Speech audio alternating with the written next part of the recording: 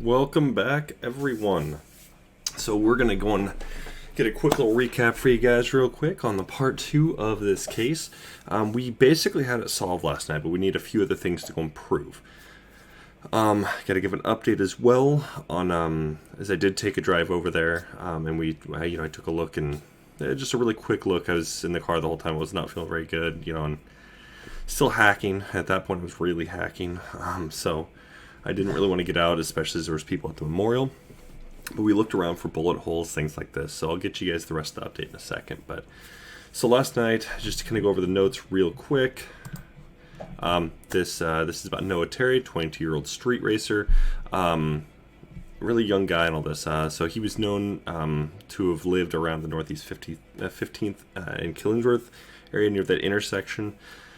The homicide location was in Southeast 48th and Division Street, and that was on October 24th, 2020 at 9:34 p.m.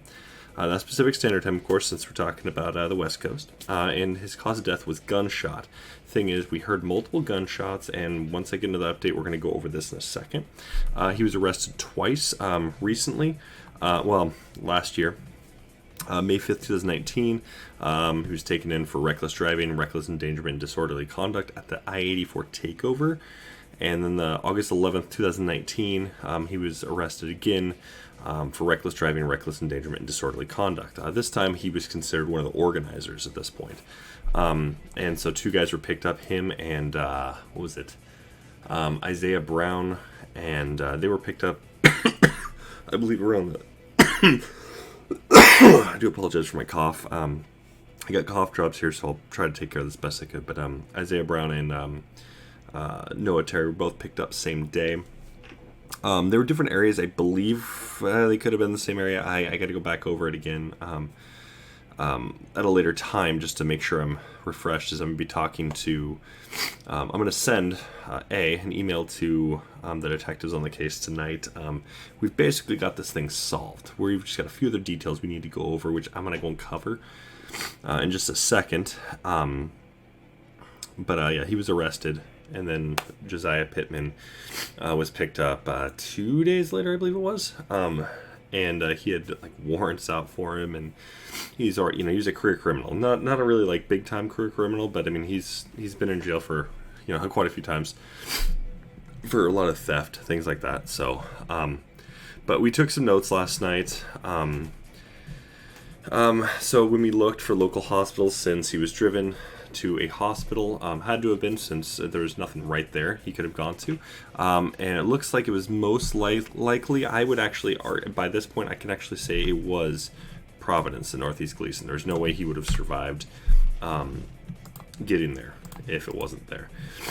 Distance from homicide to residence, we didn't really look at that, but it's like a 15-minute drive, so it's not too far. And then once again, that's where the hospital's at. That's roughly in his neighborhood anyways. Height and weight, we got, it's roughly about 5'6", 5'8", between 118 and 158 pounds. We could, just based on it, I would gauge he's probably about between 130 and 140 pounds. And so we did find it was impossible to drive himself to the hospital. So we don't know who was with him, how many, and we're not 100% sure who shot him directly. We do have a suspect, which is Josiah Pittman. So we kind of believe it's more of a revenge kill. And Noah's vehicle, during the time, in the 2019, it was a 93 Chevy Camaro convertible. I'm not sure if that was his very first racing vehicle, but that seemed to be, that's basically what we know, at least. That was his first racing vehicle, at least we seen him in. And then his newer one, which he would have had up until his death, was, we're not exactly sure on the year right now, but it's a 2010 to 2015 Chevy Camaro. So once again, our suspect we've got right now is Josiah Pittman. The rest of the guys we looked at Isaiah Brown, we looked at Cody Schoen, I think his name was Schoen, and we looked at Negeso Gebeyesa. We found that both those guys seem to be pretty, somewhat not super close, but Cody we know is really close to them, but Negeso, no. And even then, Cody has an alibi. He's out of state, so not possible for that. Negeso, I didn't even have to really check. I didn't really check into his alibi, but it didn't, just based on his photos and things like this. I just after the stream even I looked and I couldn't find anything that was connecting to Geso or Isaiah. So, but we ended up kind of narrowing it down out of the street racers that we believe it's a possibility could have happened. Once again, this is just our current suspect we have currently. There could have been other things that happened. It could have been maybe, I can get into other things later, but like his dad is looks like he's a motorcycle racer. He's part of a motorcycle club. They go around. I'm not sure if he's directly been arrested. I have not looked into his record. I don't feel it's like really super viable at this point, as I'm pretty sure it's Josiah at this point, just based on what we found last night. But what we did find was Josiah does own, or owned at least, a semi-auto pistol. I'll show you guys that in a second. We actually never done the model right before the show, literally while we were just waiting for the countdown to go, and then just hopped right on it and just boom, boom, boom. It took me like a couple seconds to find. But he was also released a day after he was arrested for quote-unquote serving time. It's kind of odd, especially because he just kind of got locked up in jail. Next day, boom, he was in and then out. And keep in mind, that was last year, so COVID wasn't a thing at that point. So going to jail was a thing. This was theft and all this kind of stuff. So there's no reason why he shouldn't have been serving time for that. Was released without bail and everything. So that's what we have currently. As for the updates, so going over this. When I checked out the area, I didn't see any bullet holes anywhere. Once again, didn't get out of the car at all. I didn't feel like it was a good choice because there was people around and I didn't have my mask on me at all. So just kind of in the car with my family, and we're just kind of driving around and taking a look. I had to get the kids out of the house, just get some fresh air. I feel it's a good thing to do, especially when you're sick anyways. I'm not going to get into that too much, but I did look around. I did not happen to see any kind of damage to any buildings, to the ground and all this. We made sure to drive relatively slow in certain areas and all this to kind of look around. Nobody thought it was really weird or anything, so I didn't have to go and explain myself, but we looked around and we didn't see anything. There was no bullet holes, there was nothing. So my suspicion is this is most likely very, very close range. Probably saw him on the street. Is basically I'm seeing it, and then bam, bam, and then got out of there, or even just bam. But they heard shots fired, so, maybe does Noah Terry have a gun? And if he does, then once again, I don't know. There's not any information about that currently.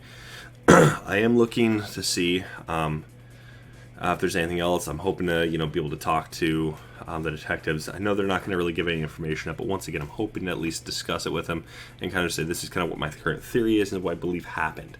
We're going to kind of go over it tonight and kind of go over what I believe happened. I don't know exactly where this shooting took place, but I know where the memorial is. Generally, where the memorials are. Now, this is what I've learned when it comes to these homicide cases.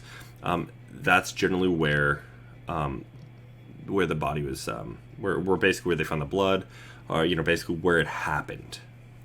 So it's not always, but it is what I have found with a lot of these homicide cases over the years. Looking at them, yes, it's more often than not where it's at. If they know, that's if they know. So, so when we're looking at this, so we're looking at Josiah Pittman. So we got the gun here. We know this is kind of a luxury vehicle he was in that he had stolen. It's most likely he was racing in. So he's let's see. He was booked in the jail at the Multnomah County Detention Center. Jail, let's be honest. 6:12 p.m. Let's see. When was he picked up though?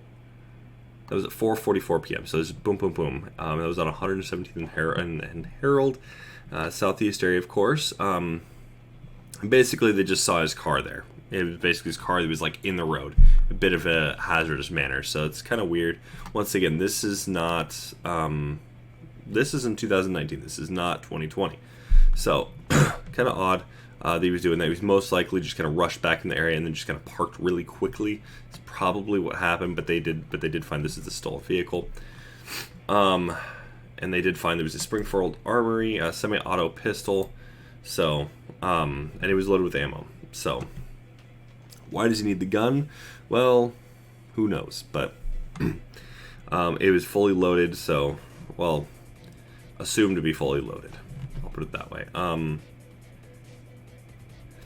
let's see. And he was booked. Okay, so and his charges were a felon in possession of firearms. So we already know he has prior convictions before this. So, and so that's a Class C felony right there. That's jailable offense.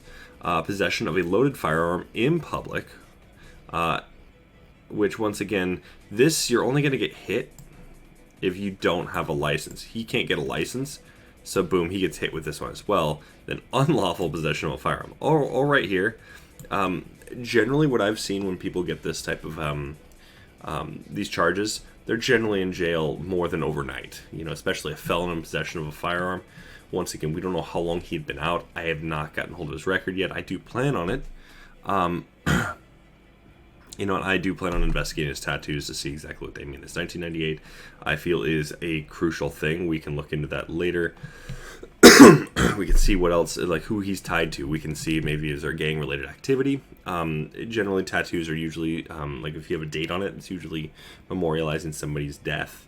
Something really big and impactful happened in their life, things like that. So, we're gonna go and we're gonna break this down as much as we possibly can. Oh yeah, whoops. Before I get to that, so basically, so he was basically held on a $20,000 bail, and then on May 8th, which was, I believe, the day after.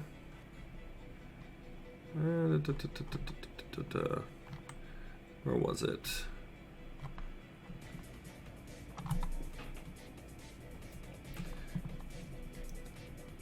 May 6th. Okay, so he was found like a day after they were. So it was 2 days later. He was released, and he went to jail, or went to court and all this, and a quote unquote kindly judge. I'm putting that in quotes. They aren't, but a kindly judge released Pittman from posting bail fees on all charges, and he walked free back into the community. And listed reason was release reason. So, and then that was that time served on a sentence. There was no time served on that, really. Like, there was a day. That's not even fair. Let's be honest. That is not fair at all. So, a ton of other people, they go to jail for the same thing, and they're in there for a while. I'd argue a month is pretty reasonable for that. You know, you're a felon, you're getting a firearm. Why do you need a firearm? It better be damn good reason. So there's probably a good reason as to why he got time served on a sentence, which means he probably spoke up about some other things. So it's a possibility. But once again, we did not find that. Once again, he was on Noah Terry's friends list. We looked around. I didn't see anybody that had this guy on their friends list. So that tells me something here. A, they're not really, generally when people hand out their Facebook, let's be honest, they're not just handing out to everybody. They're not just going to take somebody's request. They met him one time, here you go. Or they haven't met him. I mean, some people do, but it's more common than not to find basically somebody will add somebody on Facebook that they know. And they've at least made some kind of connection with, either be some kind of friendship, romantic involvement, things like this. That's the only time they're really going to add them. Or if it's just somebody they knew, or they, yeah. So it's basically, it's somebody that had to have been from their past, or somebody that's, maybe it's a business dealing, something like this. But once again, could not find him at all on anybody's Facebook. So that to me was very strange. Everybody else, I could at least find some connection. But I could not on him. Noah Terry, I couldn't find him or not Noah Terry, but Isaiah Brad, I could not find him on Noah Terry's Facebook or a few of his friends either. So, but once again, we did find connection there. I know I checked after to go and double check, and we did find some connection. Well, not a whole lot, but there was some connection. This guy, absolutely not. But let's get into the firearm here. So we got the Springfield Armory semi-auto pistol. We can see a few details here. We got the grip. It's more kind of I don't know what it's described as. I'm not really a gun enthusiast or anything like this. But we do know it's a Springfield Armory semi-auto pistol, and it's got the XD symbol here. And so I was able to kind of just cross-reference this with the semi-auto Springfield Armory pistol, and boom, this is what we came down to, is we knew he's got the stainless steel there. Same exact grip, as you can see. Bam, bam.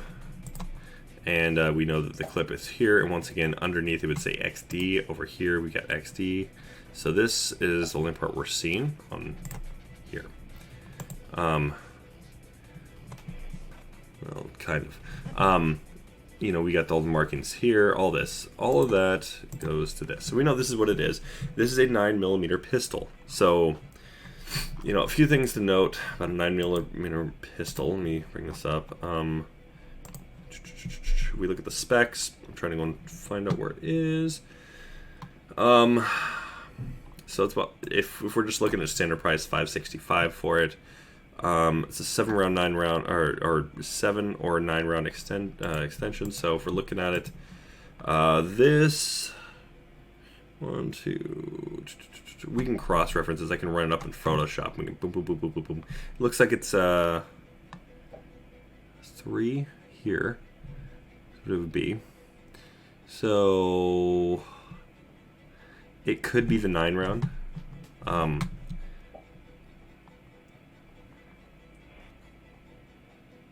Yeah, it looks like it probably is the 9-round actually. So we have the 9-round edition here. Where is it? Any resources? No. Alright, let's go and see. Let me grab this title. And really the site, it's a little better than a standard iron site, to be honest, that's all it is. So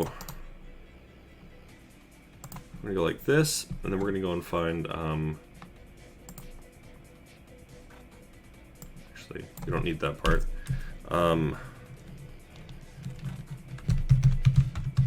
We're gonna look at effective ranges.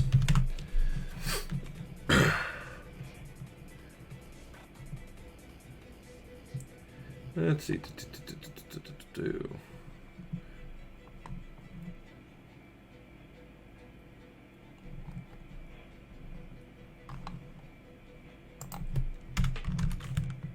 We want to find the effective range on it, because then we can know roughly how far away you'd have to be. We can also determine at this point where the roughly at least where the bullet casing would fall as well.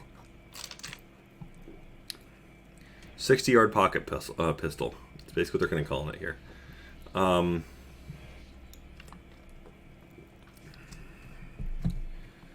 go off tactical life. We'll see.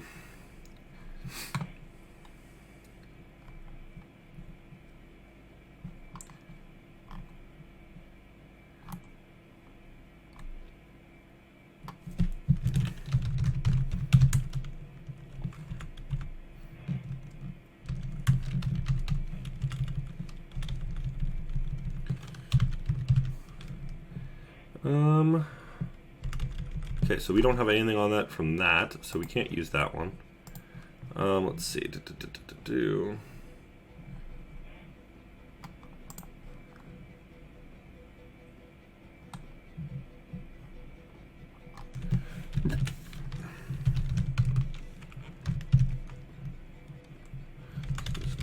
Oops.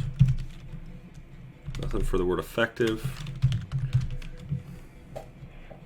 Funny because there's the word effective right there. Ooh. Okay, so range. All right.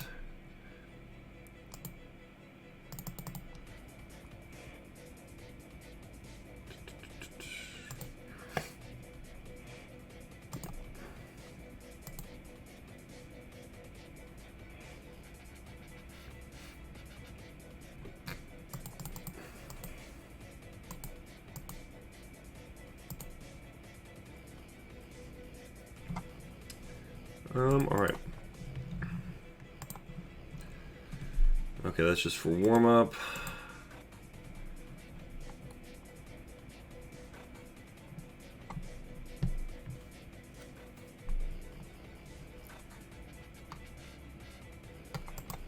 Let's read this one. So,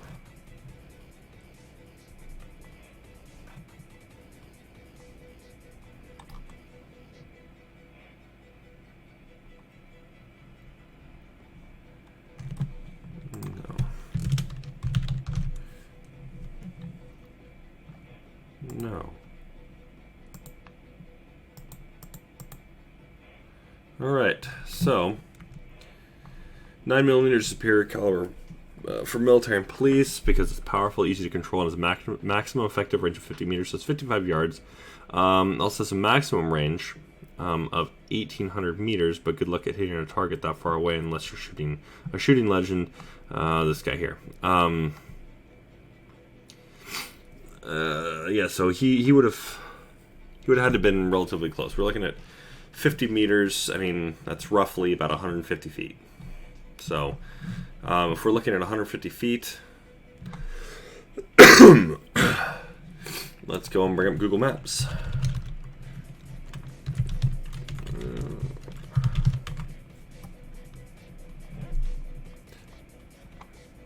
Actually,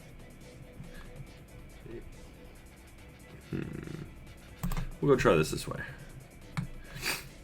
Oops. All right, and we're going to go ahead and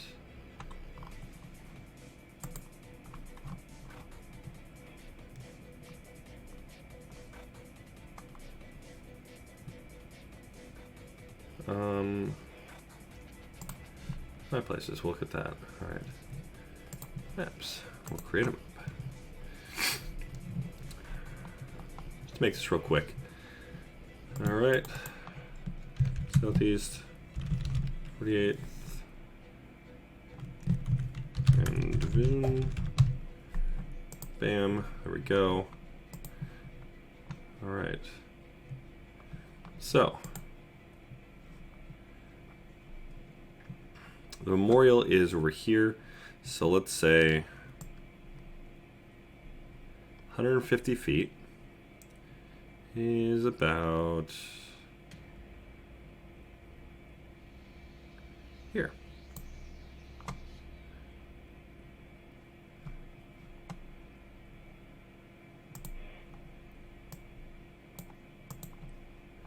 All right, so he could have hit all the way over to here. Let me bring this up again. So we'll go from here. I'll make a quick circle around it so that way we can kind of gauge.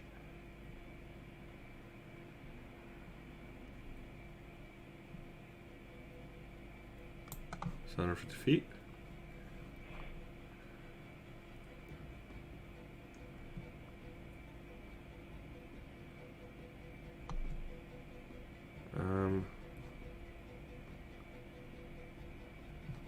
So 300 feet from here. No. 150.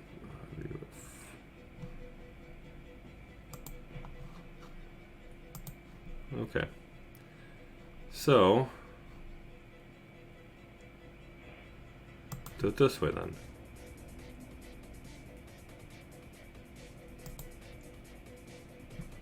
$150.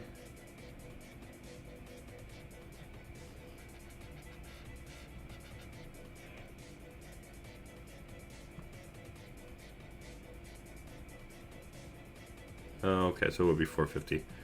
I see what they're doing here.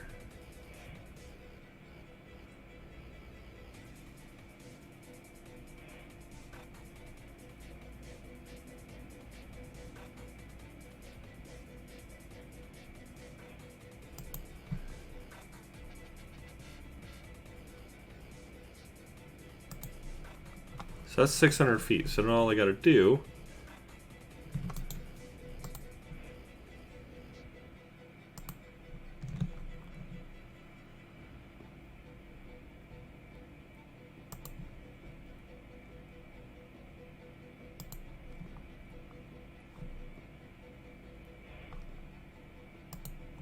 okay.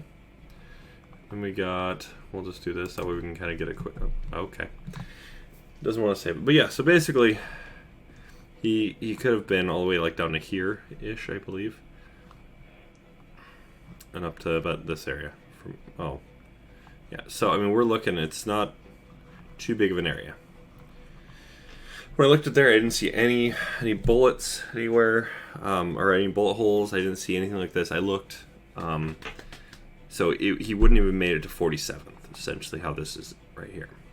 Wouldn't have made it to 49th. He would have just been along 48th here. He wouldn't have made it too far on here as well. You'd only be looking probably around here. Probably around here. So, not a big area. You know, once again, he could have fired from farther and just got lucky. And he heard several shots go off. Or not he, but people had heard several shots in the area, and that's what was reported. So it is a possibility that he could have been really far away, but once again, there would have been bullet holes. So, I think it's likely they had seen each other and shot him. Just up close. I think that's what happened. So, I don't know, what do you guys think? Do you guys think it's, you know, he was killed,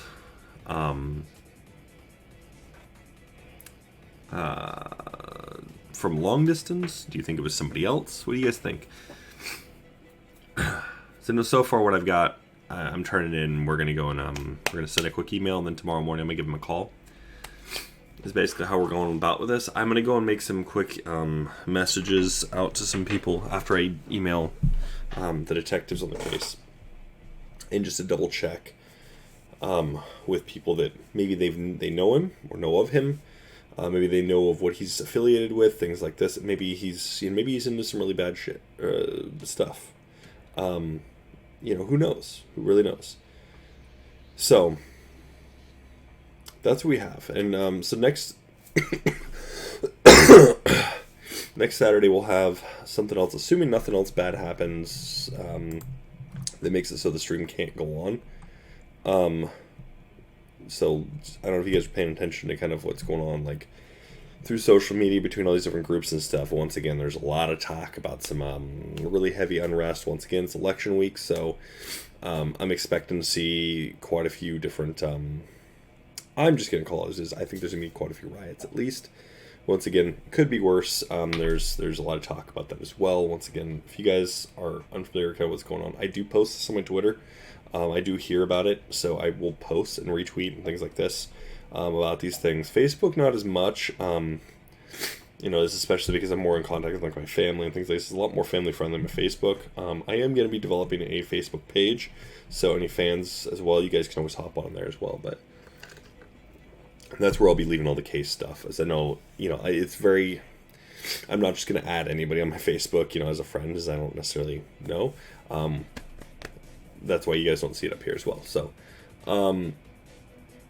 but we are going to be, we're going to get a page going. We're going to get a lot more things going. I'm going to update all of my overlays and all this. They'll have Rumble on there as well. So in case you can't find my videos on YouTube for whatever reason they get banned, things like this, they'll be on Rumble. They'll probably be on BitChute as well. But I'm working to get all that stuff set up.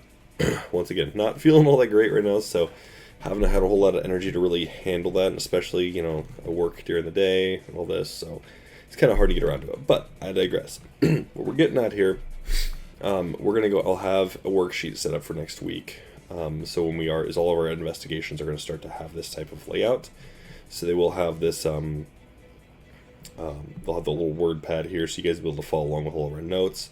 This is when we're looking at investigations, for instance, arson, theft, and homicide, things like this. The paranormal stuff, we're going to stick with our original one, just because, once again, when it comes down to it, it's we don't really jot down as many notes like that directly. It's more kind of talking about it, seeing what we can find on it, and kind of just talking. That's really it. No need to really jot anything down. It's going to be stuff I'm going to already have in front of me anyways, and I know some people like to see it, but generally those types of cases will be kind of a one-shot. There's not going to be like any carryover from like day to day or anything like this, so felt I'd give you guys some updates on that as well. So this will look a lot cleaner. The worksheet will look a lot better, so we can kind of go through it. Any questions we need to answer is bam, bam, bam, bam, bam, bam, bam. I can just go right down the list. If I need a check mark, boom, I've got a check mark. If I need anything, boom, it's right there. But we're gonna go and yeah, basically we're gonna turn on what we got based on this kind of information. So, you guys have any questions, anything like this? We're gonna go and hop right into our next investigation as well. This one we're gonna be looking at as a stabbing. So. But I will be giving you guys updates on these. If you guys are not on my Discord, I highly suggest getting on there. All the information, if there's any updates on a case, boom, goes right on there. I slap them in there as fast as I can. So, but that's basically how that's going to work. I'm setting up some of these cases. If they've got Twitter and all this, there's like a Twitter page that is going to work, and then I'm trying to get that worked out so it automatically posts those Twitter feeds in the appropriate channels. So it'll be really nifty. That way there's always a constant update. I won't have to actually go in there and add all the details I find. But my Twitter, I also will update with some of the information, especially with some of these homicide cases. I will be updating these as soon as I find anything out. If I don't, then that's because I didn't find anything else out. So, but yes, so we are going to be looking at a few other things this next weekend as well. I want to give you guys a heads up, especially if something happens due to this election week stuff. I'm sure we'll have some stuff to look at. This will be a little more of a political one, most likely this next weekend. So I'm just giving you guys a heads up on that. This could be a little different. I'm going to try and keep my my political beliefs out of this as much as possible. Once again, same thing. I try to keep my religious beliefs and everything out of these things as well. So that's going to be kind of the goal here, is to get this information out as soon as possible. If there's any kind of really strange, well, just like the name implies, strange investigations that are kind of going on, we'll be covering those as well. So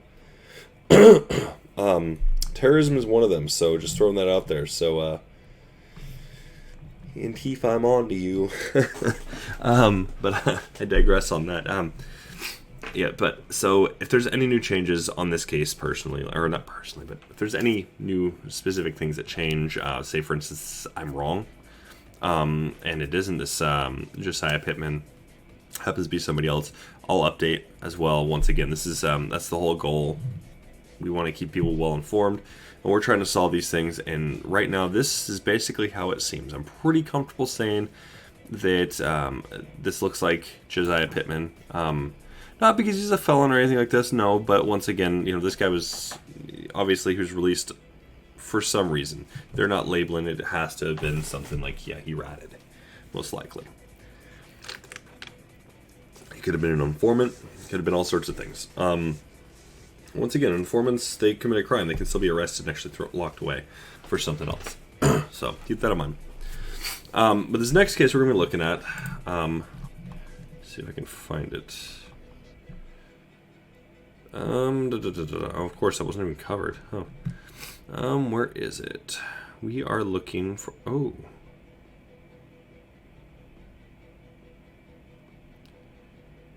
Holy crap.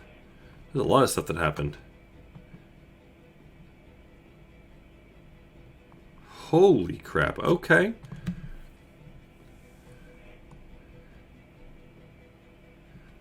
Okay, so we got some options here. I'm thinking we're going to look at this one since it's older. We can look at this, the stabbing in Buckman. Let's see if that was...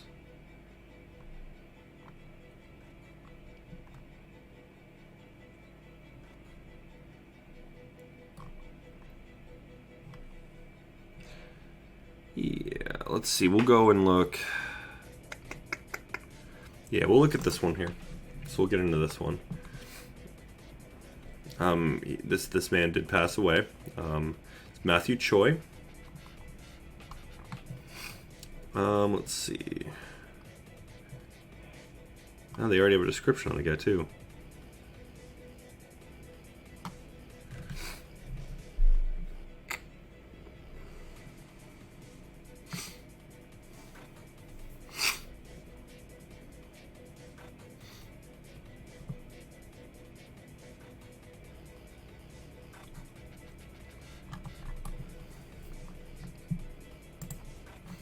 I'm not saying I don't want to look at it, but some of these other ones were looking very interesting here. This just happened too.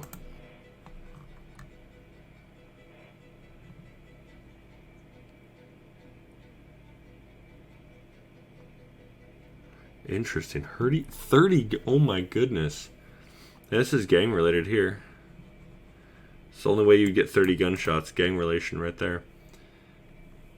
Especially since the Portland City Council actually, or the, what was it? Some new council they had. The mayor and a few other people are part of it. Councilwoman Hardesty was a part of it. I know that. But there's a few other people that are a part of it, and they took away funded, or well, rather they defunded the police in the manner of taking away their gang enforcement. So, wow. So it's near the Gresham area. Okay. So we're gonna go. Oh, we got this one too. This is disgusting. It's a rape case. I can't look at those. They really irritate me. Long story on that one, but we're gonna go over this one. All right.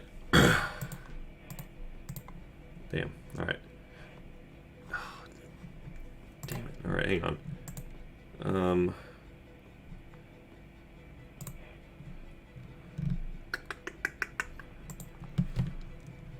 Was it Armory? There it is. Okay. Just gonna make sure I get this gun done real quick.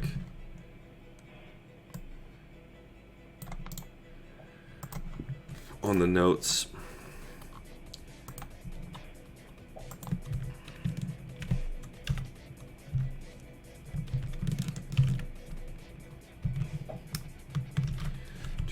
Do.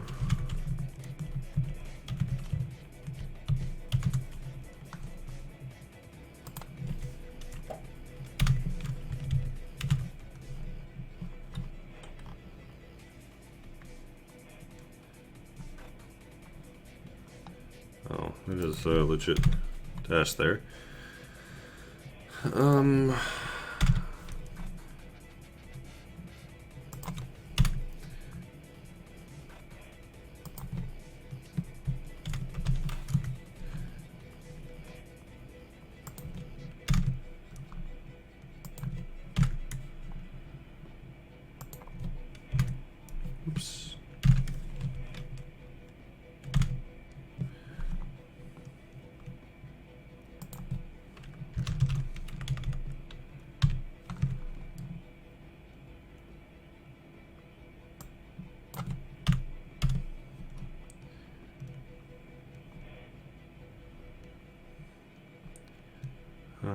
Yeah, so this is all we really need to know, so we know it's 9mm handgun and all this. Alright, and let me just go and get this all.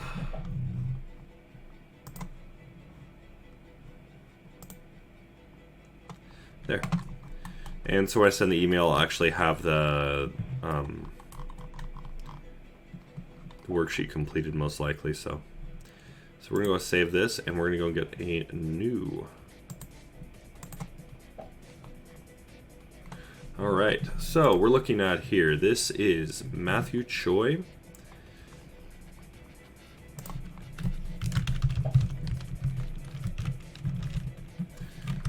How old was he?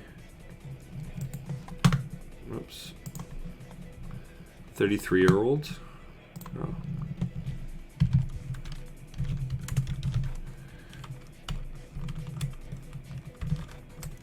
What else we got? So we're going to look at the homicide location.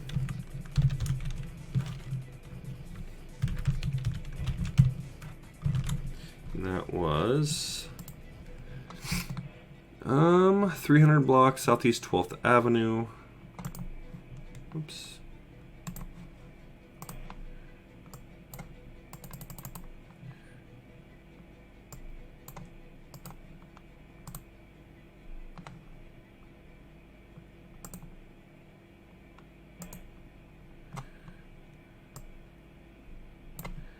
We'll bump that up a little bit. There we go.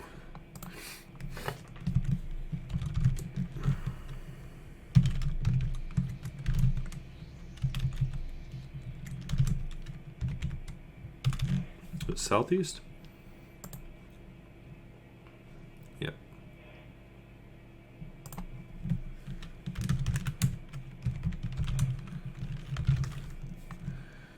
And that was October 25th.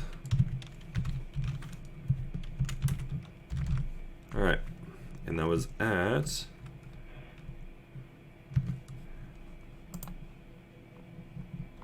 1:56 a.m. So it could have been before that, but that's when they responded, so we're just going to put that down.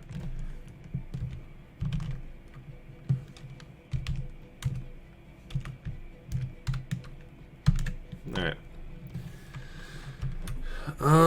Let's see, and then the cause of death was stabbing. What else we got from this?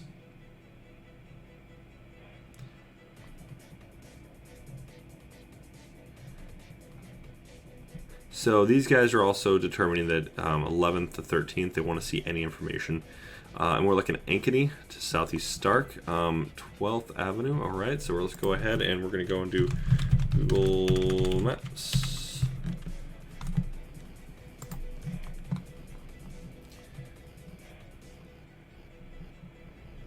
Looking at directions. Southeast 12th Avenue.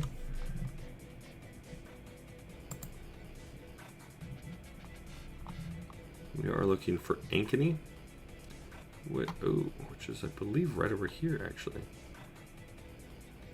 It's Cora Mall. Let's look at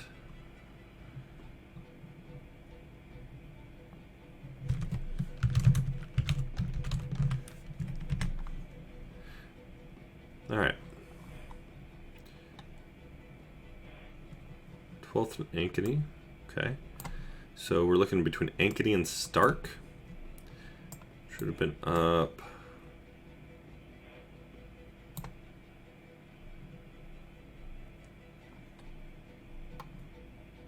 It's Flanders.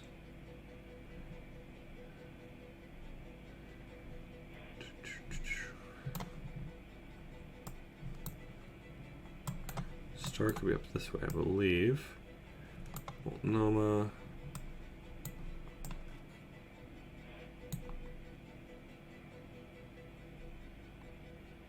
Breezy, not.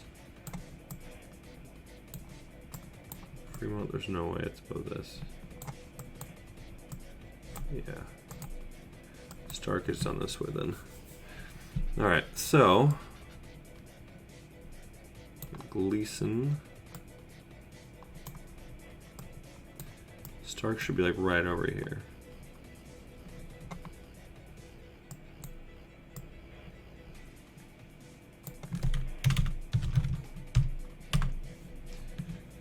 Okay, so Stark,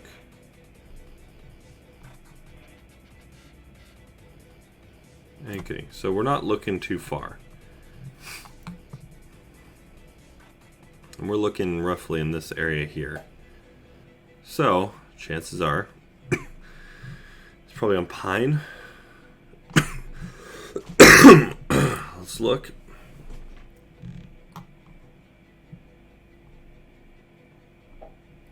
We're looking for apartment buildings. Let's see, Brim Apartments, okay. Could have been there. Linden Apartments could have been there. But that's Ankeny, so that's going all the way up to it. We got Stark down here. See any apartments? Doesn't look like it. So chances are it's Brim Apartments or Ankeny, or that's what I'd guess. And we're looking from 11th to 13th. So it's really this area here. Yeah, I know there's some of these stores have apartments above them, things like that. So, but we're looking in this general area. Now, why do you get stabbed? That's a good question. So let's look this up.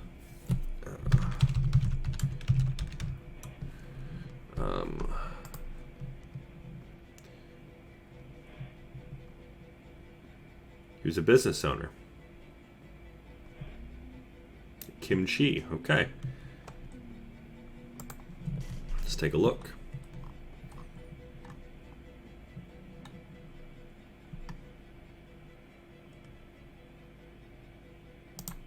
There's no way this is already solved. No. Okay. They sold kimchi. Okay. Remember the board.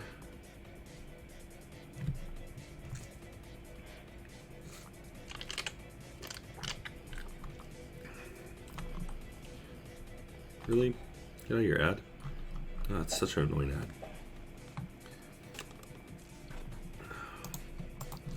Choi's kimchi.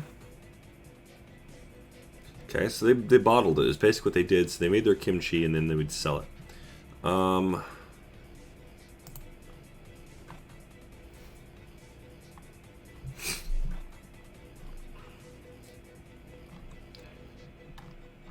wow.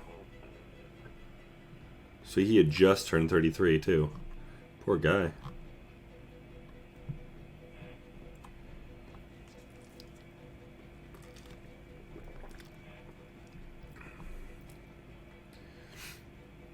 Let's see. Let's see.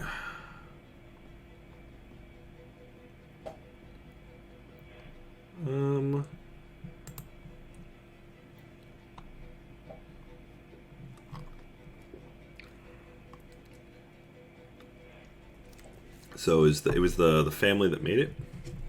So it was probably, so he said his mother and him were doing it. So I'm assuming it's him and his mother that started it. So, okay. So we got information about his family. And we know this suspect here. If we're looking at the details on this, let's go back to this real quick. We know what we're looking for is we are looking for, you get the details on it. It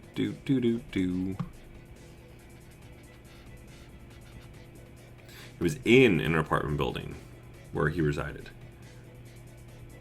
It has a secure entrance too, so it would have had to have been somebody that was let in. Once again, I've been in apartment buildings like this. When I was doing Go, one of the tournament organizers, to get into his apartment building, he just basically said, "We'll just wait for somebody to open the door and then just go in." Most people, when they open it, they're not going to be like, "Hey, you can't come in here." Even in nice neighborhoods, they generally don't. So, let's see. Okay, so this is what we were looking for, the suspect.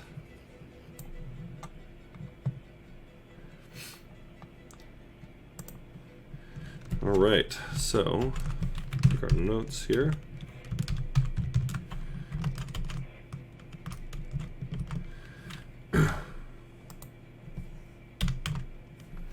All right, and then we're going to be suspects, and we're looking for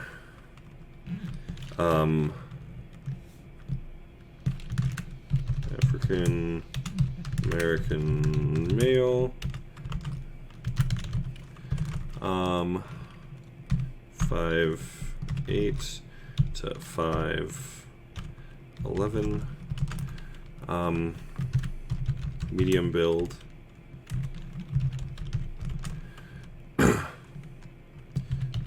dark clothing, blue mask. Now, problem with all this now, because this COVID crap, we got blue mask here. That could have been easily just a face covering, but it could have been a full-on ski mask. They just said a blue mask. So, it's to be determined that, yes, we're probably looking at crappy thing here. Is this a typical blue mask? The little paper crap ones. It's probably what it was. But, once again, we don't have the security footage on. So, this is what we're looking for here. All right. Bam. Just to highlight some things. And then,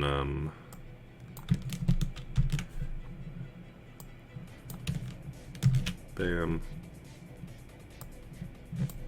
Bam. And bam, bam. All right, so we know what we're looking for here. So, a few things we should note.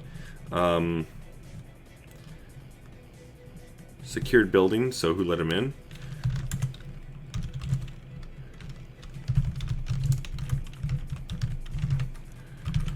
Whoops. What else can we ask? And we should be looking for answers. Stabbing weapon? We don't know if it was a knife wound or not.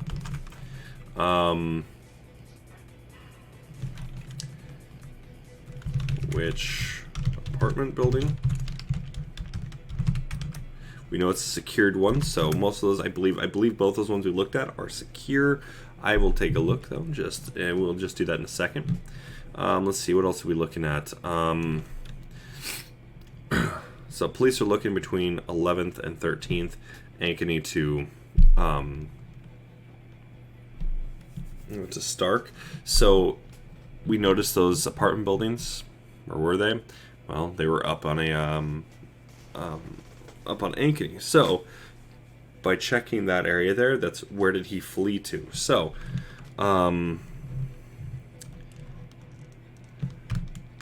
so victim had to have fled south, most likely. Or not victim, but a suspect. But pretty sure we can answer that. What else are we looking at? You guys got anything on this? Any ideas? No? Okay. What else can we look for here? Remember, this is just hop on in and chat. I'm not necessarily gonna have, I'm gonna be flipping back and forth and everything. So just flip in chat. If I don't see it up on the overlay at all, then I'll see it in the chat log. So feel free. What else can we ask? Connection to Choi.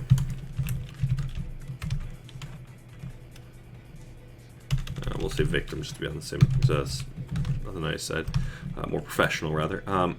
What else are we looking at?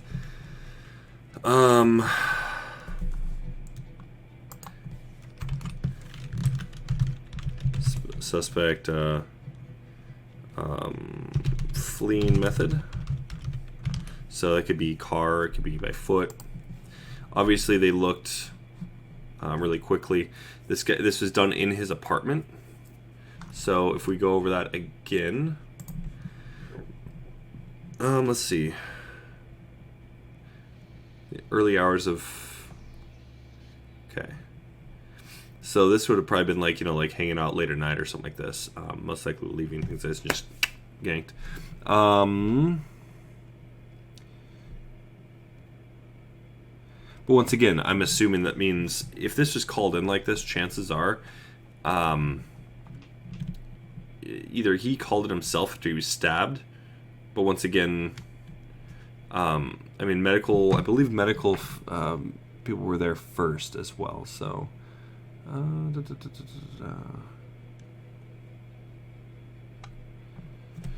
let's see.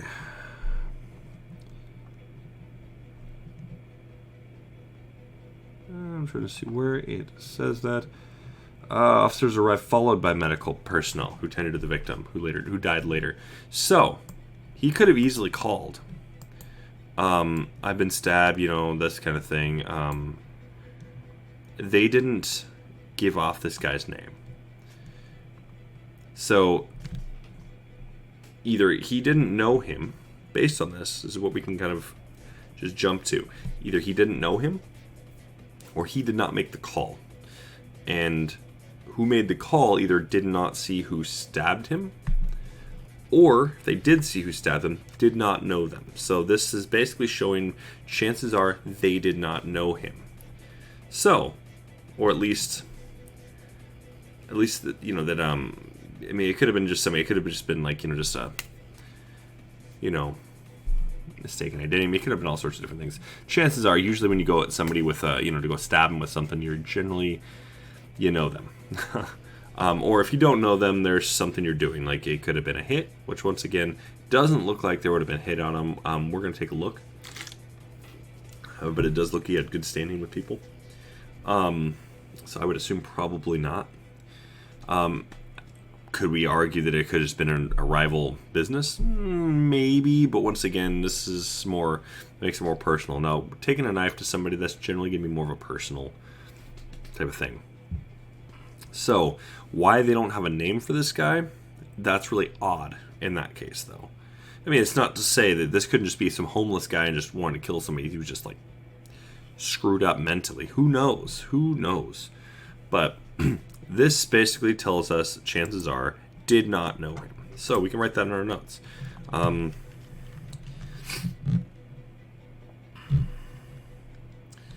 Victim most likely didn't know suspect. Okay, so we can already go and basically look at this. So once we get into the Facebook stuff, boom. All the social media, we can follow it and go and jump through there. He had a farmer's market tent.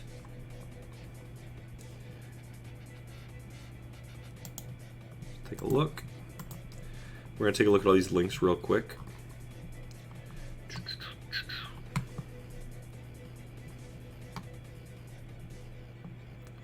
Just before 2 a.m. Okay, so this isn't giving us anything.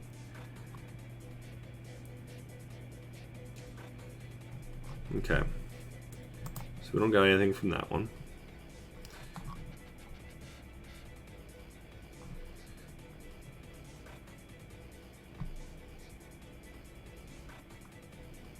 And this is 2011 that he and his mother began selling. 2016 and became a member of the board, so he's quickly rising.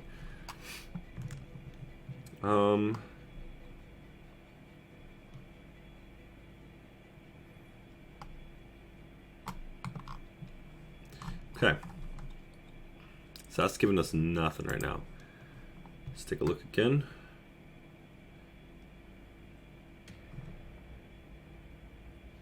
We're just take a look at these articles. Once again, these articles generally give up some other information.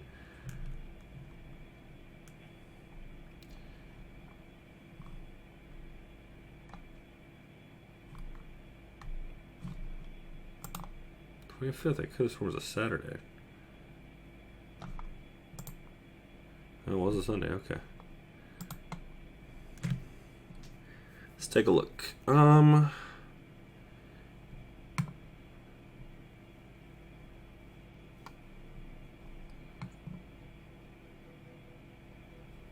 Okay, so they made it at their Gresham home. So, Choi was not living, or Matt was not living over in Gresham. Okay. What is this?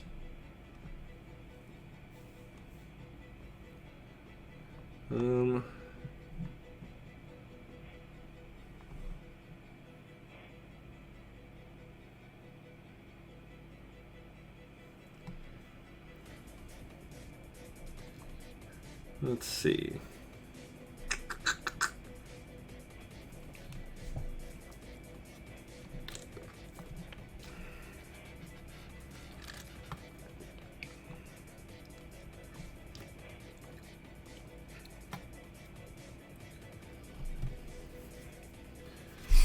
Okay, sounds like he was more, he probably did, like, he probably helped, but it was probably his mother's recipe and she was mostly cooking, while he, basically just marketed, did all, like, the social media and things like this. So it sounds like he was more kind of like the marketing guy, advertising as well, so. Let's see,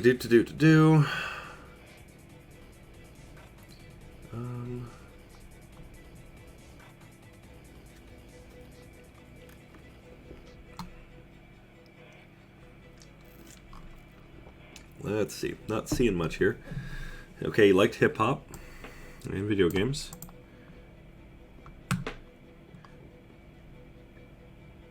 So he's from Gresham, that's basically what it comes down to. Alright.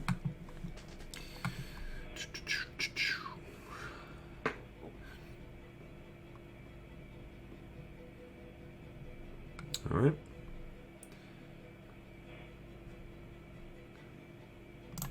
Let's take a look at this one. All right.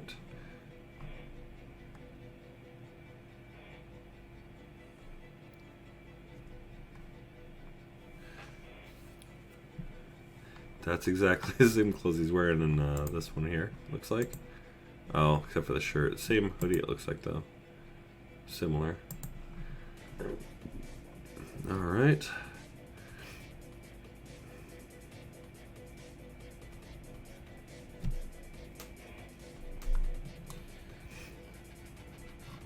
Let's see. Broke into his apartment while he was asleep. Okay. Okay. Know that. So this could have been a hit, or this could have been so we know this. Boom. Liking it.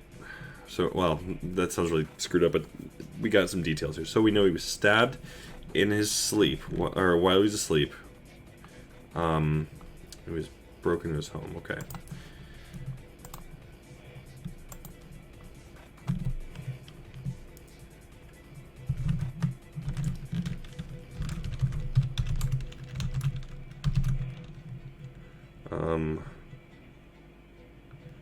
I keep forgetting what the difference between burglary and robbery is. We'll just go for this. I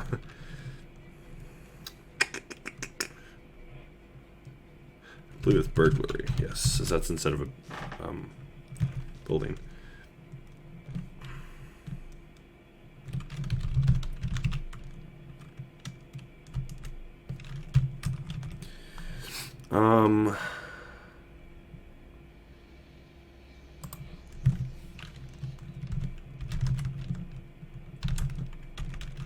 To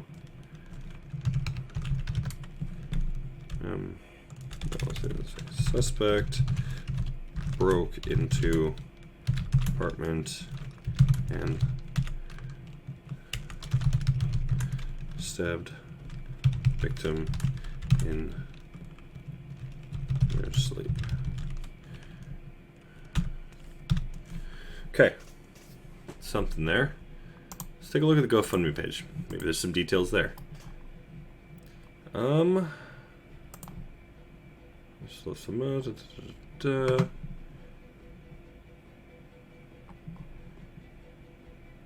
stranger broke into his apartment while he was asleep and took his life. Doesn't say any more than that. Who is this guy?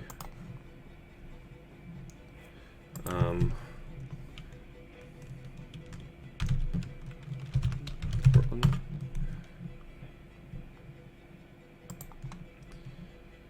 I'll take a look at Facebook.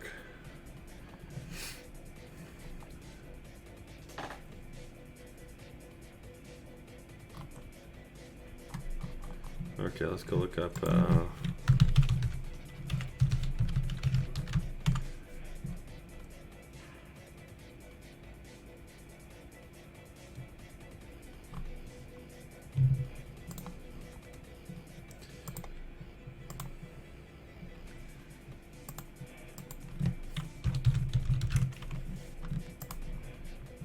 okay, so there's nothing labeling that. Alright, so we're gonna have to go through this.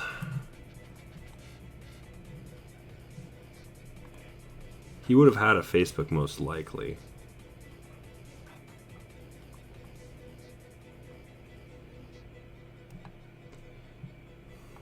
Let's see.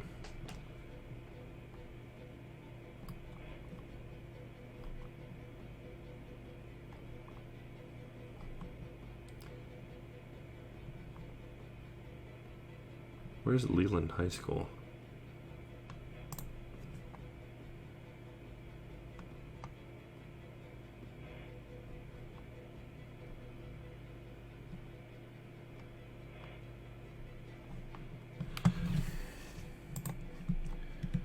Let's look this up. Okay, it's Callie. That's not him.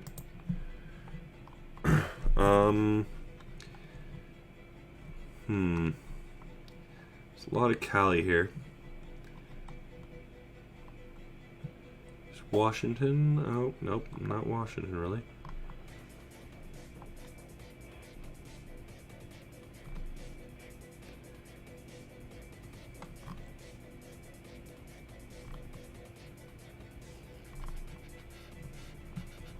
let's look that up then. Matt Choi.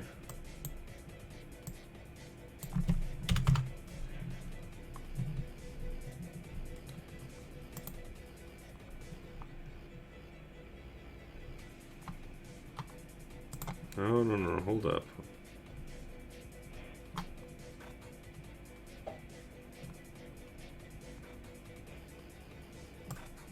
We got something here.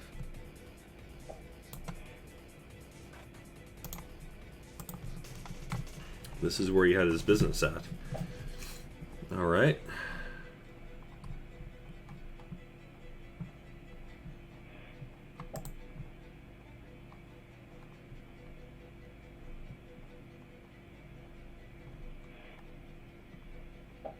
Okay. Sweet, so we got some details here. So this is where his business was. He was killed way over here. Been like over in this area. Yep. Right over this area right here.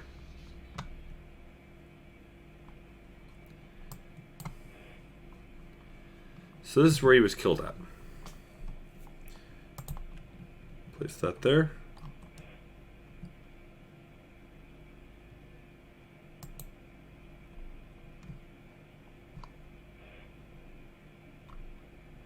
That's a bit of a distance. Okay, so we're looking this. Yeah, that's a while. So obviously wasn't at work at that point, but and it, you know, he was obviously asleep. So I don't know why I was even looking that up. But we're gonna go ahead and go and bam, get rid of that. Let's see.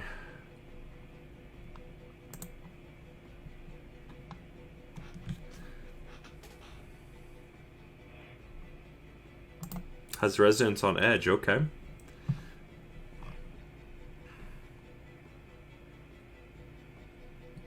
All right, there we go. We got some more information here.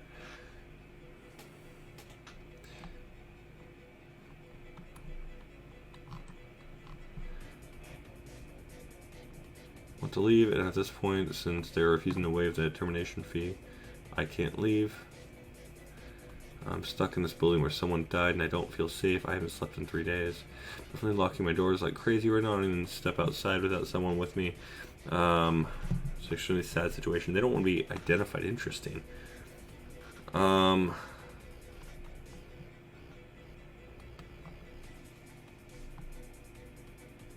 Interesting. They're not willing to step forward.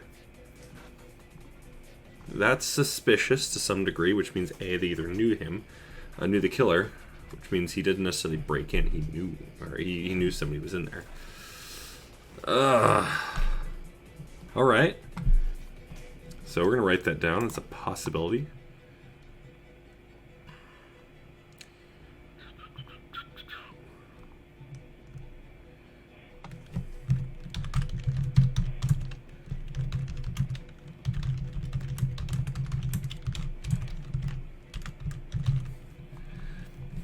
All right, so we got that down.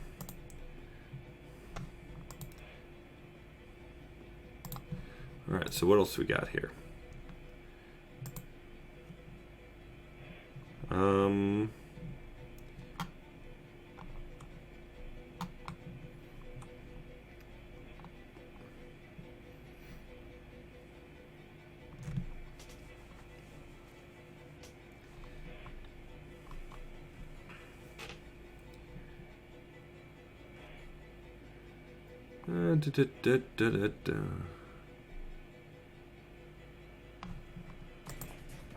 Okay.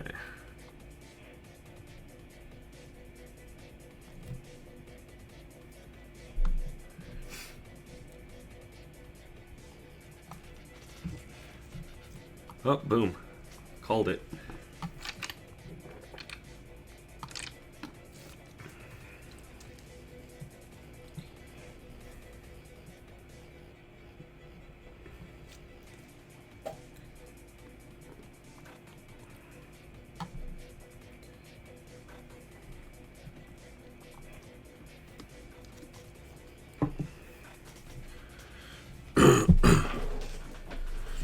All right, let's see.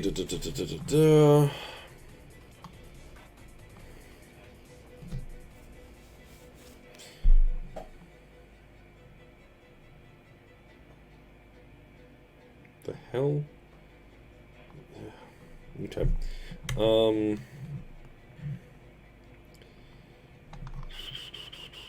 Not seeing a whole lot here.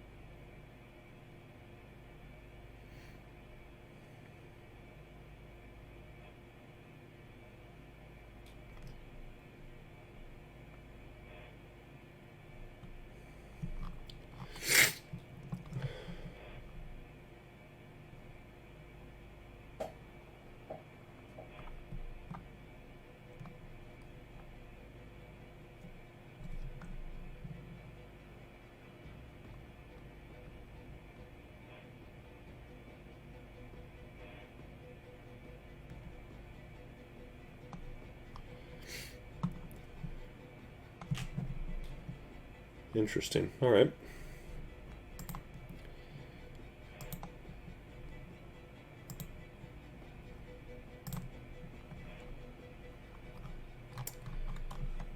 Okay. What else do we got?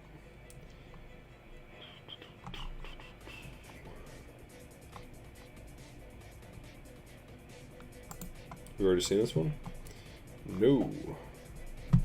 All right. 12th and Pine. Bam, got it.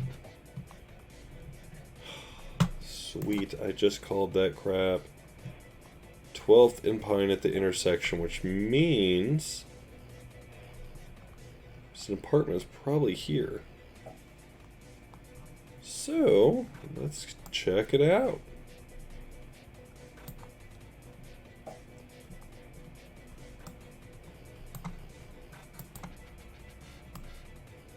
I recognize this area.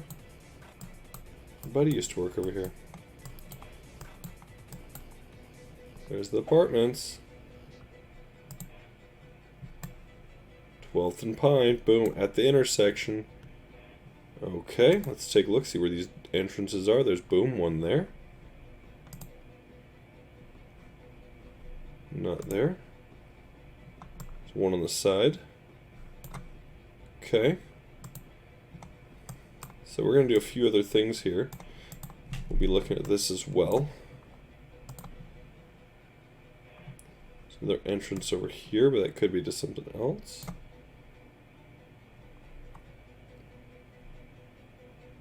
East 11, yep. So you looked at East 11. No. Here we go. Thank you. So he lived at East 11, so we know he was at the intersection, which means bada boom, bada bing. I mean, he easily could have been living at this house here, but once again, if this is a house, it doesn't look like it though. So it looks like he was living here.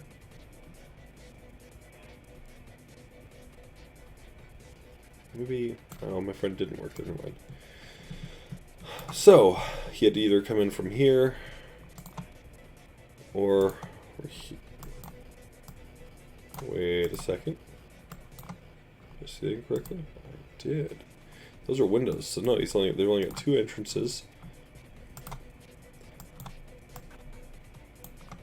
There we go. Oh, come on. So yeah, they would have had...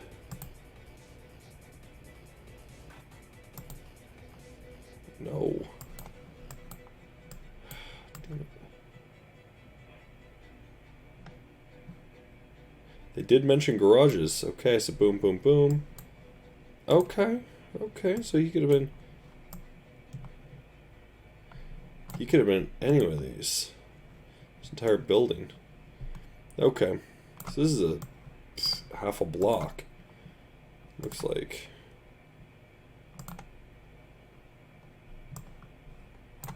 Let's see. And if the guy broke in, like truly broke in. What the?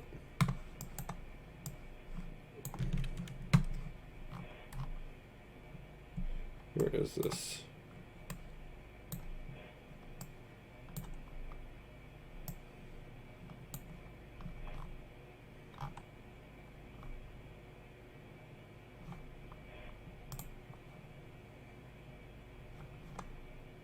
Okay, Pine.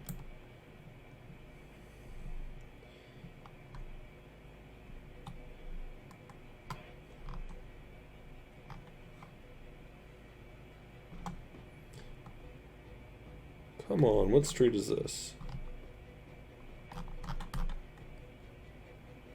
Yeah, okay, yeah, so it is this one. Okay, so it's about half a block.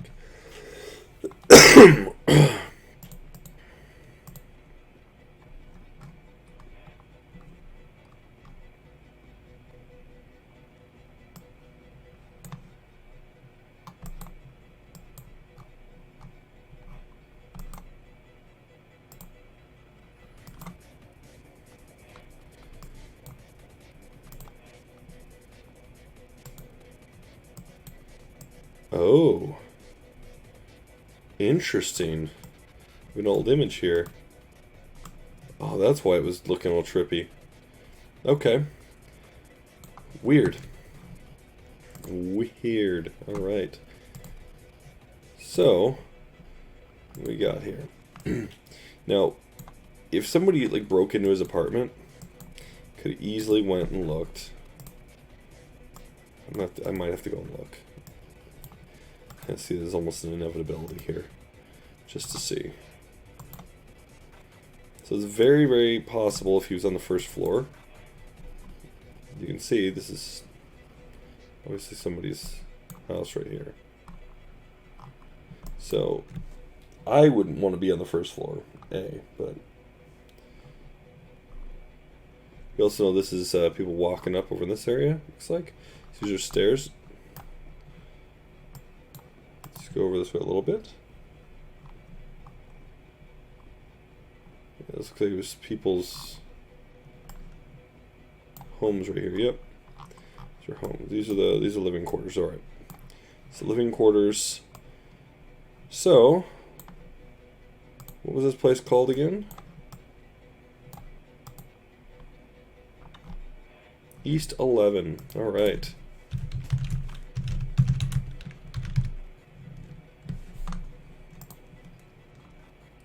Let's take a look and get the floor plans, and we'll see.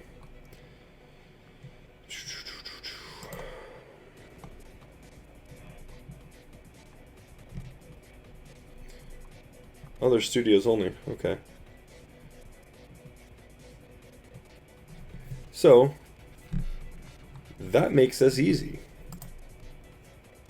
Oh, okay. Never mind. Take that back. So, is either Brooklyn, Kearns, Richmond, or Buckman. Fine. You know what? Yeah.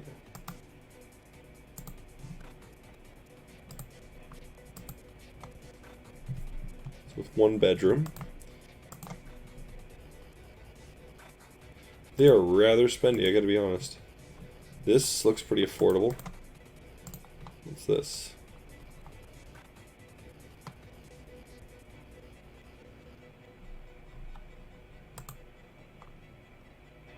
Wait, that doesn't have a kitchen? What? I mean, it's a possibility then. He was living in a place with no kitchen. I doubt it. That makes more sense to live in right there. What? Okay. So I'll have to go and call about this. Let's see.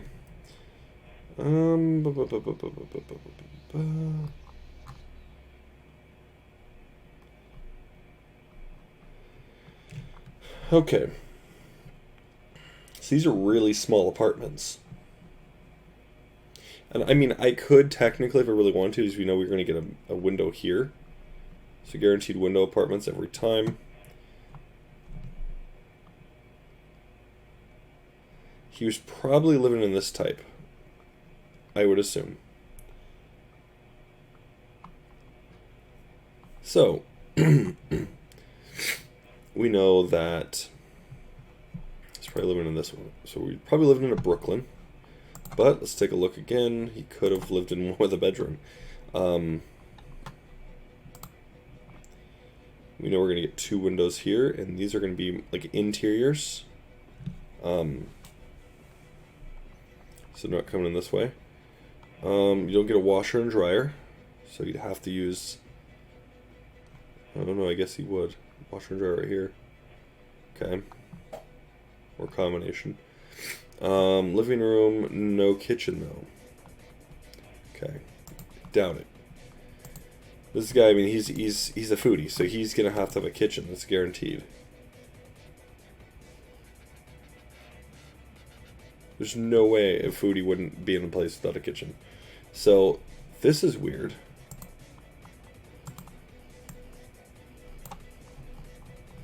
The fact you can't see if there's a kitchen or not.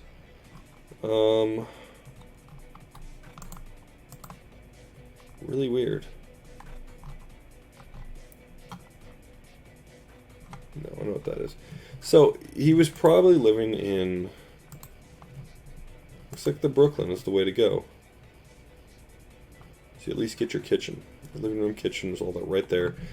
So he was living in Brooklyn. We're gonna be honest. He's a foodie. He has to. So that we've got narrowed down. He was living in that. All right, sweet. So it's nice we got that nailed down now. So he lived in an apartment that was probably pretty easy to get into. I mean, they looked like they were pretty easy to get into.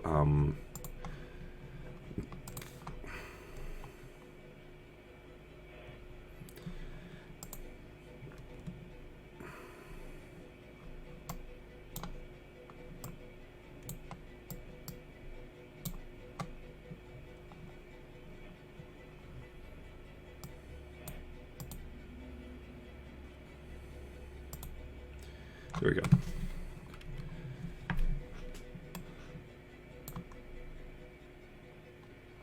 What is this? Map. Satellite. There we go. Okay. Let's go map. Make it easier. I want to see the streets. Oh God! What? What happened? Oh no. Oh no. Okay. Pine is over, so Pine would have been like right here. Okay, there we go. Pine, 12th and Pine. It's right here. Ankeny's way over here, so I called it. I'm just throwing that out there again. What else do we got? So we know he lived at 12th and Pine.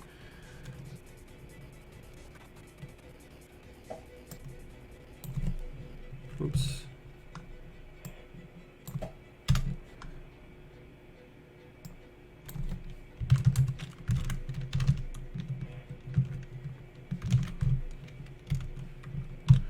All right, so now we've got the exact. You know, that was the east of 11.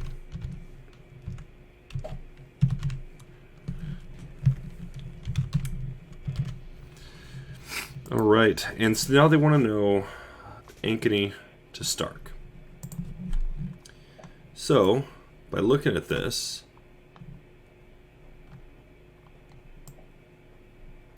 Ankeny's 2 blocks away. Stark is 2 blocks away. Dead center. All right, this works out easy. Kind of. So we already know they're checking like this. So if they're checking all the way to here, there's more room to go up this way. It's a possibility. Okay. But at the same time, 13th's right here. It's not by much. So that's kind of one of those things that's like, okay, it's, you know, kind of slow down here, guys. So we're looking at, there's like a half a block distance here roughly, and then he's got a full block over this way. Now it doesn't mean, well, okay, he obviously had to go out the 11th. No, he could have easily went out this way, could have went out this way, could have went out this way. At this point, now we know for sure. It could have been any direction. Broke in. Okay. And we're looking at most likely was walking. I would gauge, because once again, they don't know how he fled, so they're assuming he fled by foot. So if he fled by foot, now we need to know directly what side he was on. Nobody will give us this information unless we had a warrant. And once again, we can't get a warrant because, well, we're amateurs. That's not going to happen. However, let's see what else we got here.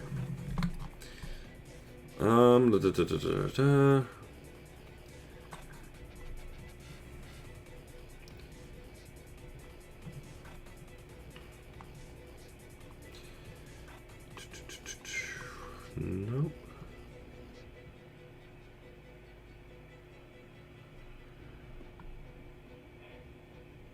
Oh man, they gave it up right here too. Look at that. Wow. Okay.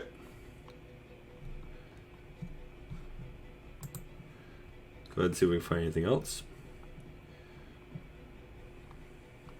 Ooh, Reddit's already on it.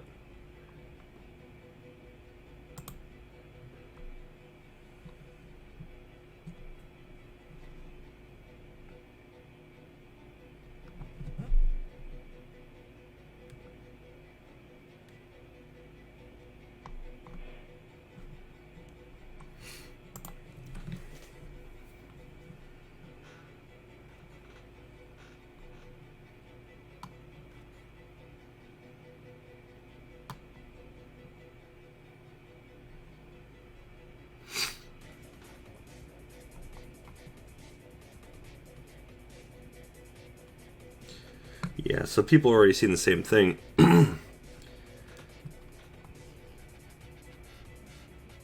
Break into an apartment building, proceed to break into an apartment within the building, murder someone in their sleep like this. Yeah, it had to have been somebody let them in.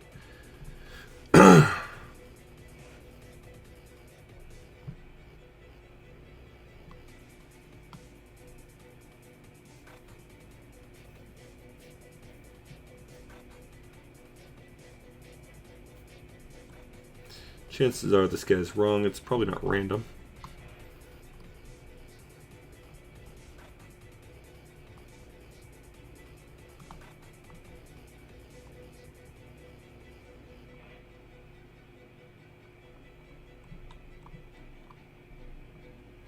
Let's see.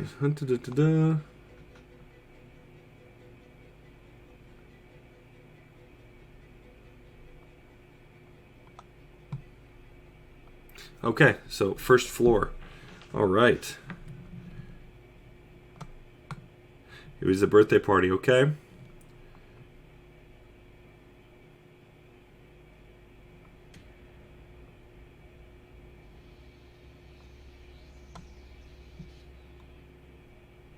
Okay. They've been having people break in recently, so okay. Okay, so girlfriend reported it. Nice. I'm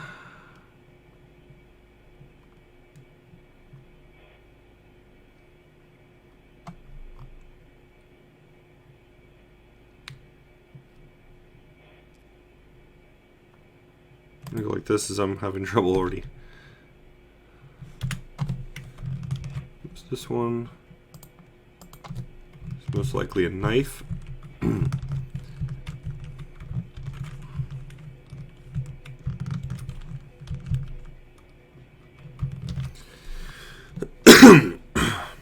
Okay, we're going to put this down in notes.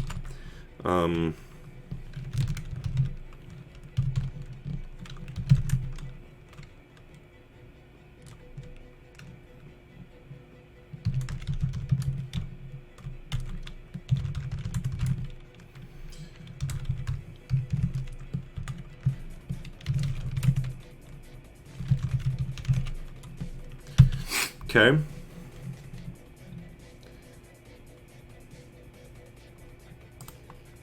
Homeless person, okay. Okay, so it's looking like there's a lot of homeless people doing these things over in this area. Okay.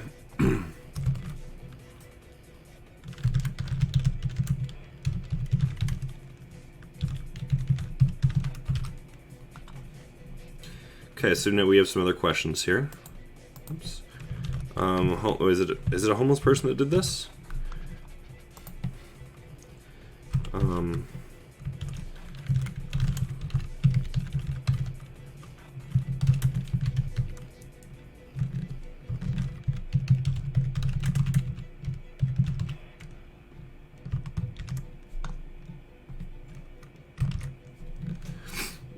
All right.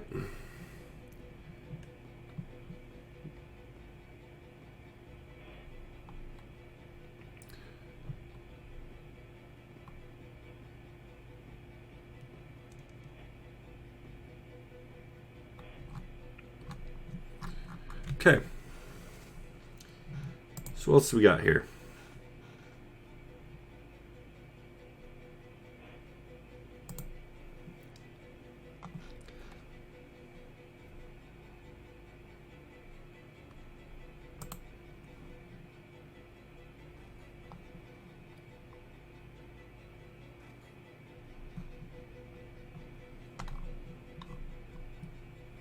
Let's see.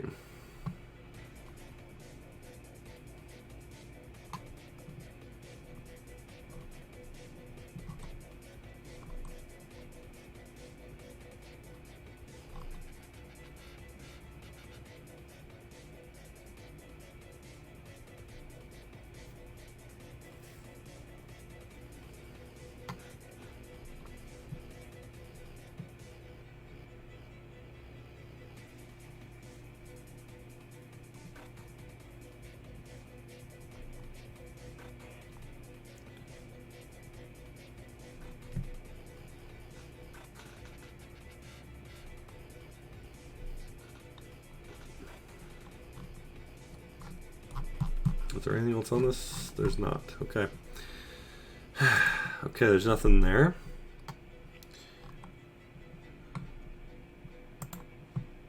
Let's see.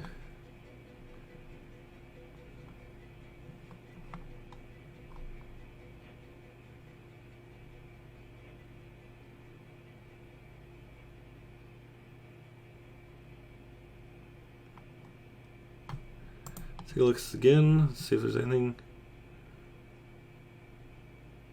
Yeah.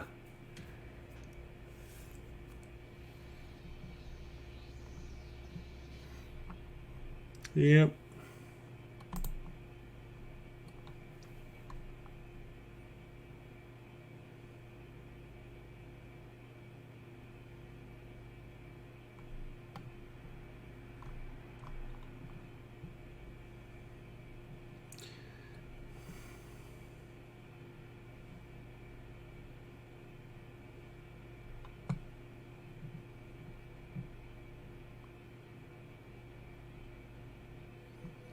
Let's see.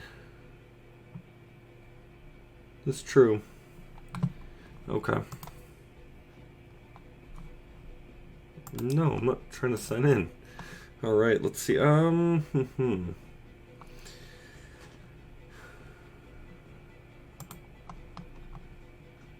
anything else?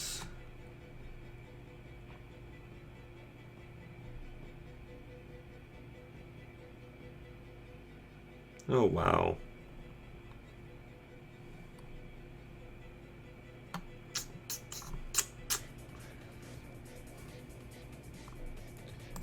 Let's take a look at this one. This is the last one we can take a look at.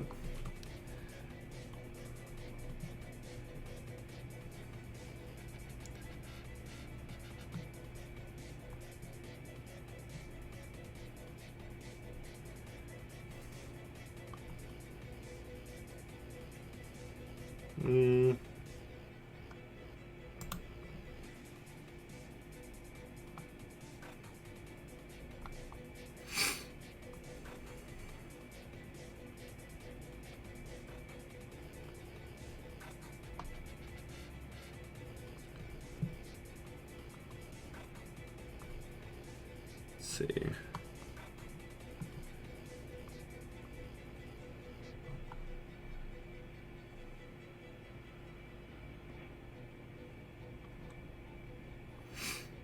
Blah, blah, blah, blah, blah, blah.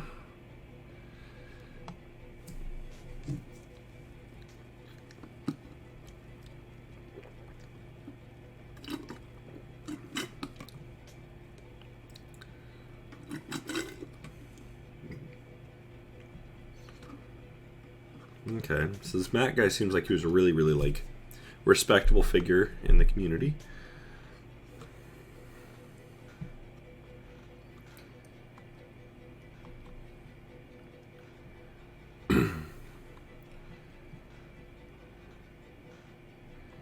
Yeah.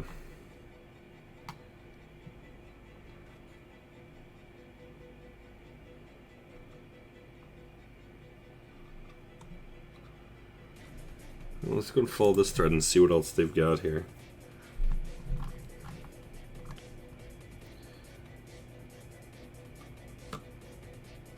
Wow, okay.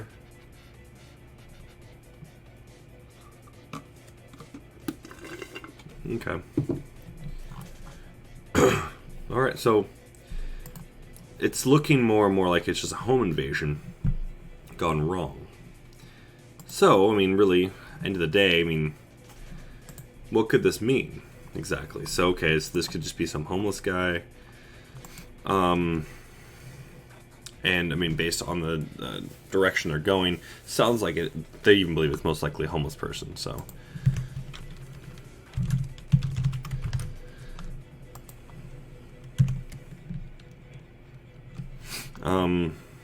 I don't know which way they could have gone.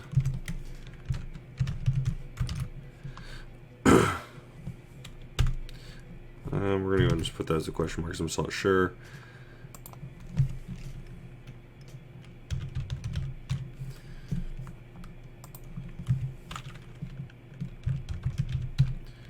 Okay, so now we know what we're on the lookout for.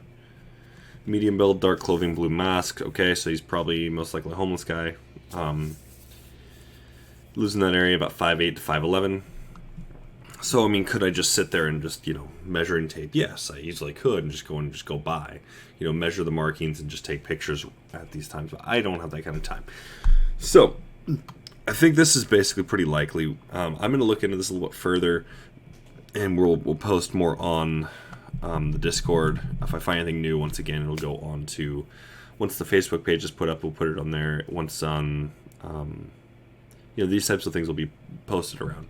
Now, keep in mind, on Twitch, the videos only last 14 days, so this could easily and quickly go away, no problem. Once again, I do save my notes on the computer, so that way, if I do need to go and if I want to look through, I can find these other ones. I do save them under specific cases and all this. So, this is basically what we have here. There's not a lot to go on here, but once again, based on what we know from the police, we get about a 3-inch difference, medium build on this guy. If we're looking at medium build, I mean, once again, we'll go and take a look at body type or body height to weight. What was it called? Height, weight chart. All right.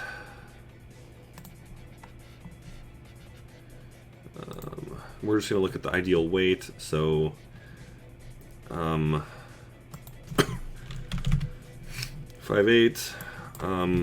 not going to have that, and we're going to calculate. So,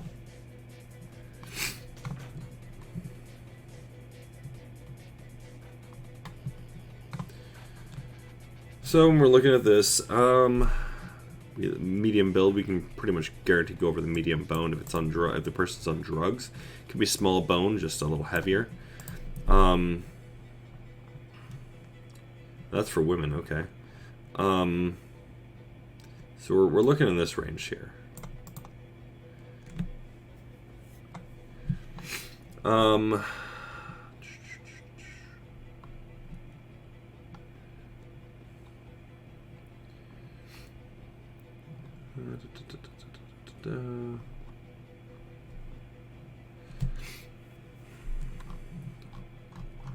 Okay, I don't like this calculator. This one sucks.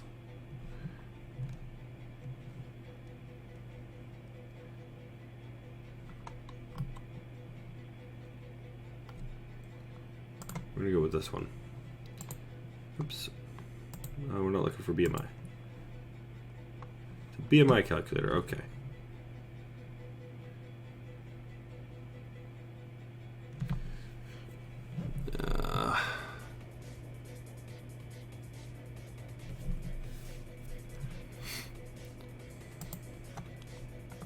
Okay, for males, 5'8". So we're looking at 139.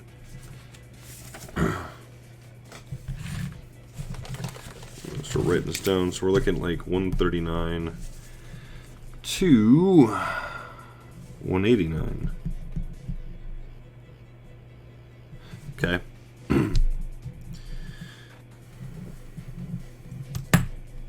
This person's on drugs. Chances are typical. If we're looking at like typical homeless drugs, we're looking at things like meth, and crack. Basically, the big things. On heroin, of course. Those are the big things we're gonna be looking at here. Those are the common ones, at least. And so, I don't remember all the details on it. I'd have to like look into it. I have books where I do this. Just because we're going over this quickly, and we only have a couple minutes left, we're gonna go over this as quickly as possible. All right.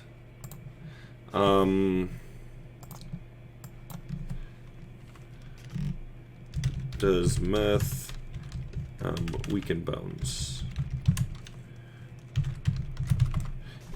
The answer is yes. Does it affect bone metabolism?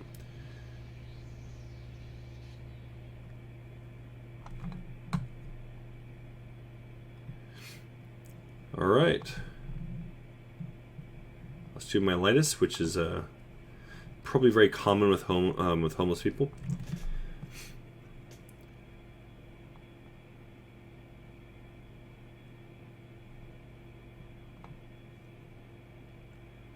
Yeah, so it does.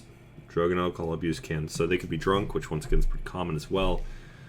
Does cocaine. Let's look at that.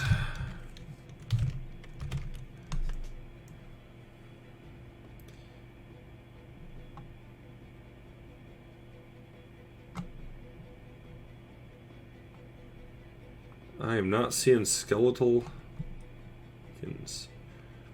Nope. Cocaine does not. So we're looking at it's most likely meth or heroin. That's what we're looking at here.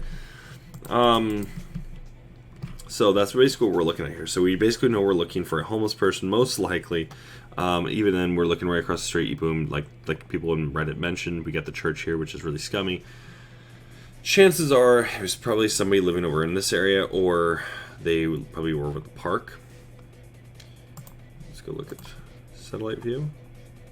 Oh, but it's not really a park. It's actually an apartment complex now. Ooh, let's take a look. Yeah, that's a damn apartment complex.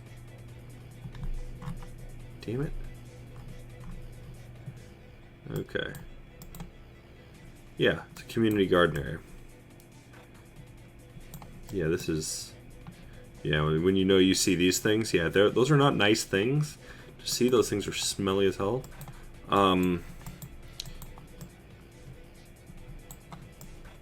Oh, Fran's bread. Alright, which means Benson's like right over here in this area somewhere. Yeah, this is most likely the guy probably went. Oh, is it abandoned school? It's not abandoned anymore? What?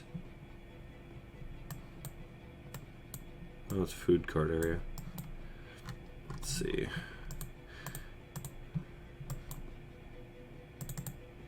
Oh, easily could have been doing his foodie stuff over here. Tenant parking.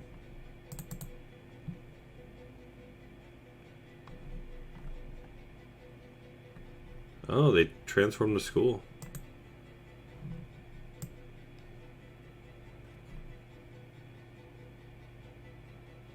Huh. Interesting. It's about time they did that. This is the first I'm seeing of it.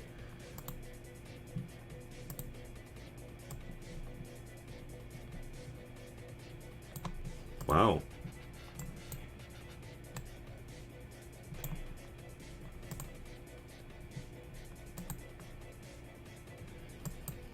Okay, I recognize this. Perfect. Okay. So yeah, we're looking as most likely, like I said, he's pull out from this area. Boom, boom. And there's plenty of areas this guy could have fled. This assailant could have fled to. A lot of homeless camps and things like this underneath the bridge, not too far from there. It sucks.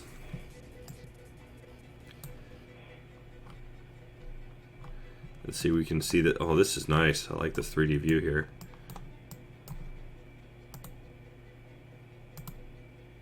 So you get the St. Francis Church over here. This is scummy as all hell looking.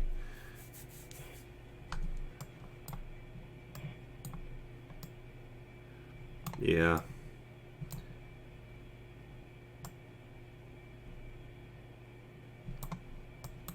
Pretty likely, at least. Probably somebody that lived here. They could have ran through here pretty easily. Once again, there's not a ton of cameras in here from what I understood. I'm going to look into that further. Especially if I go to work tomorrow. I'm not feeling good, so we'll see. If I go to work tomorrow, I'll probably be going there on the way to work to go and take a look.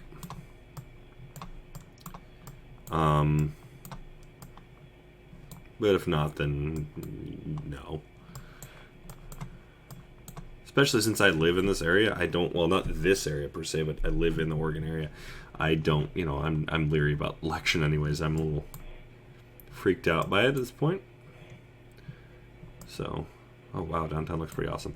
So, but thank you guys for tuning in tonight. You know, it looks like, yeah, we pretty much did solve at least what we could. We can't do the rest of it. Now, I can't, like, by doing this online, we're missing a few things. Now, that's the thing with an online sleuth here. Do they get to go and interview these people if they're just doing everything behind a computer? No, they don't, unless they are going directly onto Facebook or something like this other kind of social media. Chances are very, very likely that we're going to be missing a few things here. So we're going to be missing the interviews most likely. We're going to be missing actually apprehending the suspect. We're going to be missing all these kinds of details about it. So this is as far as we can really go online. I am willing to kind of go a little bit extra when it comes to like basically, you know, once we're off the stream, I can actually go out and check, you know, take a look at things and things like that. So that's only added incentive to that for me at this point, is I can actually explore it later. I do plan on investigating both these a little further just to ensure, in case the police don't do anything, they don't get their suspect, things like that. So, but thank you guys for tuning in. We'll be back next Saturday. Most likely, it will be having to deal with like either domestic terrorism or something like this. But once again, it could just be homicide. You know, I'm gonna try and work myself up to be able to, you know, work a rape cases again. Those are very hard for me to work on. It's not necessarily anything super personal. I mean, it is, but it isn't. It's hard to explain. I'm going to get myself worked up to do those again as well. But we're primarily going to be looking arson, homicide, all sorts of different kinds of theft, and then we're going to be looking at the paranormal, of course. We could look into some white-collar things, you know, forgery, fraud. We can even look into some of these scam investigations. For instance, when FBI, you know, people are claiming they're FBI, things like this, calling. So we can look into